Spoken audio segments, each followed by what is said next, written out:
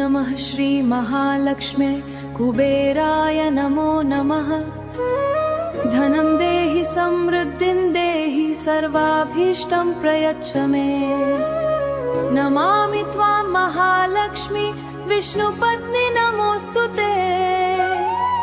कमलासन संस्थां त्वां सर्वसौभाग्यदायिनी। धनधान्यप्रदे देवी सर्वकामफलप्रदे। दरिद्रदुःखनाशाय प्रसीद परमेश्वरी। श्रीं बीजमयं रूपं तेजोमयं सुशोभितं सर्वलोकैकपूज्यां भजामि धनदायिनीं। कुबेरं धननाथं च यक्षराजं महाबलं निधीनां पतिमीशानं वन्दे वित्तप्रदायकं। धनं मे देहि वेशि वित्तं मे देहि सुन्दरि रूपं देहि यशो देहि। क्लेशपीडनाशाय शुभं कुरु सदाशने सम्पकुरु सदा मातः सम्पदा पूरयाशु मे। ॐ श्रीं ह्रीं महालक्ष्म्यै नमः इति मन्त्रं सर्वदा। लक्ष्मी त्वं चन्द्रवदना सम्पहस्ता सुशोभिता। ॐ श्रीं ह्रीं क्लीं महालक्ष्म्यै नमः इति मन्त्रं सदा जपे।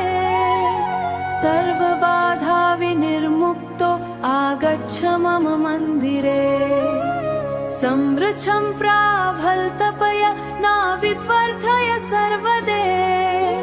गृहं मे धनसम्पन्नं कुरु देवि कृपानिधे। सर्वत्र विजयप्राप्तिं देहि मे परमेश्वरी। नित्यं स्मरामि त्वेवि नित्यं ध्यायामि सुन्दरि। नित्यं जपामि नामानि सुदुर्लभा। प्रसादेन देवेशि समृगैश्वर्य समन्विता। भजामि त्वां महेश्वरि भजामि त्वां महेश्वरि। अनुग्रहं कुरु शीघ्रं धनलुभं प्रदेहि मे। त्वत्प्रसादात् सदा नित्यं धनं वर्धतु सर्वदा। लक्ष्मीकुबेर संयुक्तं स्तोत्रं यः पठति नरः तस्य गेहे सदा नित्यं धनवृद्धिर्भविष्यति। प्रातःकाले पठेन् नित्यं सायंकाले विशेषतः सर्वसिद्धि लभेत् शीघ्रं धनधान्यसमन्वितः। श्रीं श्रीं श्रीं इति जपे।